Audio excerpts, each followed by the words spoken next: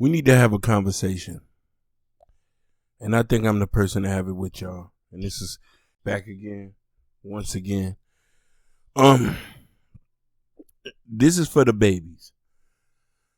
I want you to share this video with your son, your brother, your uncle, your dad, or anybody who has a Ferragamo belt, or the grandpa looking shoes, or somebody who spread the money down to their hand, to their arm, pretending to have money.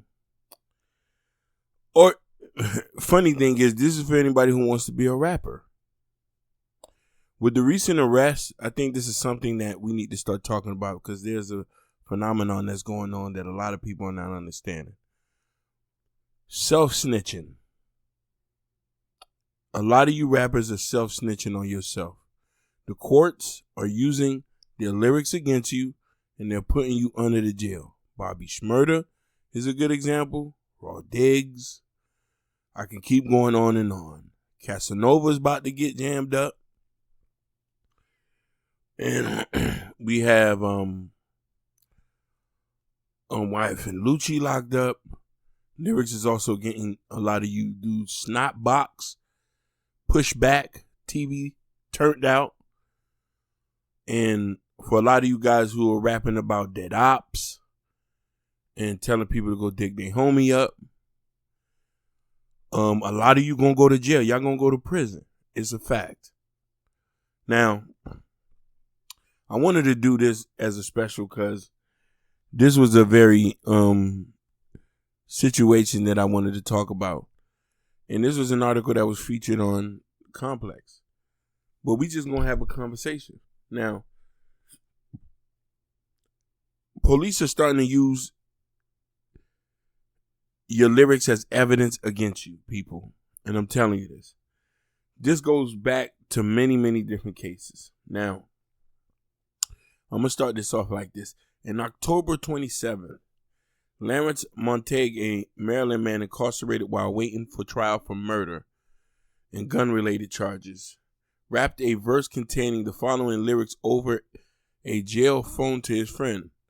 I be playing with that block B, and if you ever playing with me, I'll give you a dream, a couple sneech.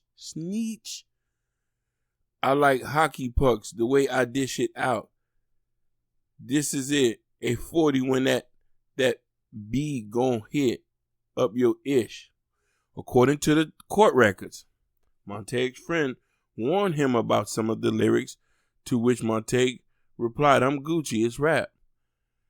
F can they do for that in rap? Weeks later, the state used the rap to get him convicted on second-degree murder, first-degree assault, and used a firearm in a crime of violence.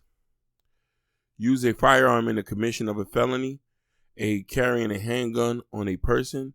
He was sentenced to 50 to 30 years for the murder, in addition to 20 years in the use of the firearms. The other charges were merged according to court records, meaning that they're going to run concurrent. Montague appealed the omission of the lyrics, but the courts recently denied his motion, effectively opened the door for rap lyrics to be used against defendants in future Maryland cases.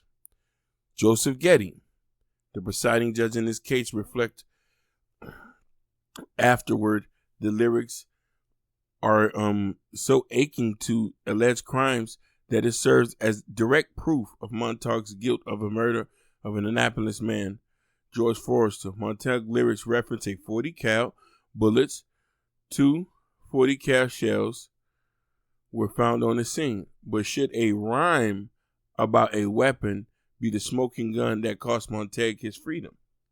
It's very dangerous proceedings. Montague's trial lawyer, Taylor Mann, tells Complex is set proceeding where courts can rely on this case. It's now law. It can now be cited by other courts where we have vague lyrics. It can now be said these are admissions, these are confessions, and it could be harder and harder for the defense to refute that. Mann believes that lyrics were the sole piece of evidence to convict Montague. They had some eyewitness who was admitting to schizophrenia, he said, The witness was there to buy drugs and ran away from the scene. I would say they didn't necessarily get a look at my client. They relied on her, but really the sole evidence that relied on the closing of the rap. Montague is just one of what the Guardian reports thousands of defendants who rap lyrics has been used against them by prosecutors. Words have power, and prosecutors all over the country are manipulating the power to convince juries that violent rap lyrics aren't mere creative licenses. Now, following Montague's conviction, seemingly any person who gets charged with a crime in Maryland is subject to have their lyrics scrutinized and perceive evidence. Man says this is the first such case he's seen in Maryland, but it's been taking place nationwide. Now, people, see, Murder got caught up with this. I don't know if you remember, they put some of Bobby's friends, and a lot of them dudes are doing 55 to something years. Rasha, even the EBB guy. Now, mind you, he's an idiot. Excuse my language. He blatantly talked about EBB, made a video, and then they came and arrested him. I don't know how dumb you can get on that. But we're not done yet. It's a very dangerous proceeding. It's now law. It can be now cited by the courts where you have these vague lyrics. It can now be said these are admissions of a confession. Okay, it gets even better now. In 1994, California prosecutors introduced a written lyric found in Santa Ana man's Francisco Mora's home to tie him to the city's Southside F Troop gangs in an attempt to put the street gang enhancement on his sentence for a second-degree murders. Case records state that the lyrics include reference of the South Street gang membership, but also noted that they could be interpreted as referring a disc jockey, a part-time employment of Mora.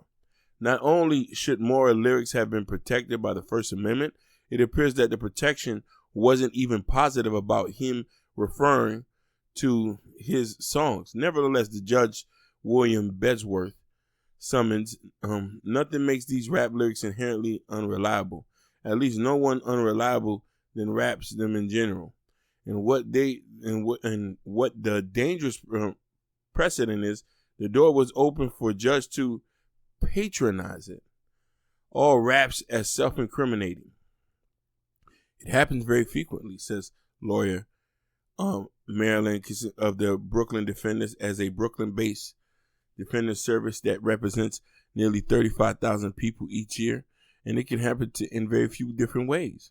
Only one of those lyrics actually introduce evidence in a criminal case that connect people to groups and musics and everything. People, you got to understand something. They're using these things to put you in jail. High profile cases.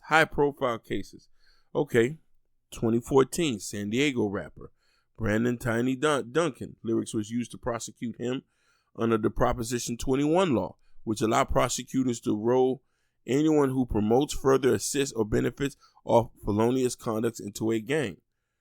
State of California prosecutors argued that the album art from No Safety mixtape, which featured gun and bullets, as well as Ain't No Safety on a pistol I'm holding lyric implicating him in a conspiracy. Duncan argued, the studio is my canvas. I just painted a picture. No, homie. They putting you to jail. When you start, you know what I mean? And a lot of you guys who's drilling and gangbanging, all y'all gonna get caught on a gang enhancement. Trust me on that. RICO Act. Shoot. I'm talking about shoot. Chain gang. I'm talking about 30, 40, 60 years. I'm talking about you not coming home. Other dudes is raising your kids. Other dudes is knocking off your baby mama, piping them down. Now, here's the infamous case that I wanted to get over, and I know I've been stretching it too long. Judge Nicholas, who proceeded over the case of Brooklyn rapper Raw Diggs. So Alderaan Diggs was convicted on 21 federal charges in 2014, included 3 murders, racketeering, and drug dealers. The prosecutors alleged that Diggs was the leader of a blood-affiliated set, along with eyewitness testimony preceding Diggs' music and music videos as evidence. Stated that the court found that the content of the rap videos to be generally relevant in a case where government must prove their existence.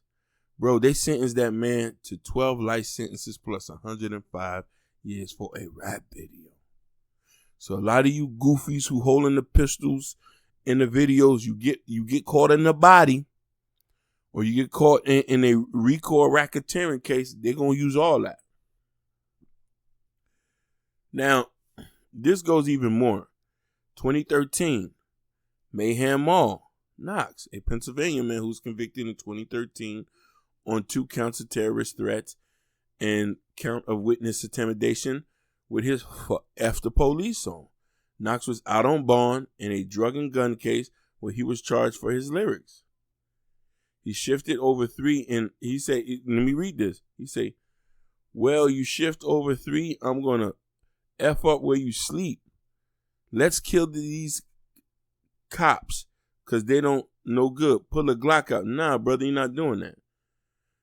Both the trial and a Supreme Court Judge Samuel Alito oversaw the appeal disagreed, deemed that the lyrics was true threats to officers, and he was sentenced to 1 to 3 years in prison.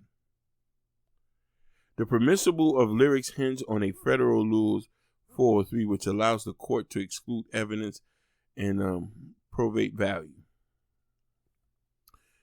Just to say this, it's so much more information that I could say this, but I need y'all to be safe out here because they're using this stuff against y'all. And I just want you to be aware they're using these lyrics against y'all. And you know what I mean? This rap palette, and I'm out. Peace.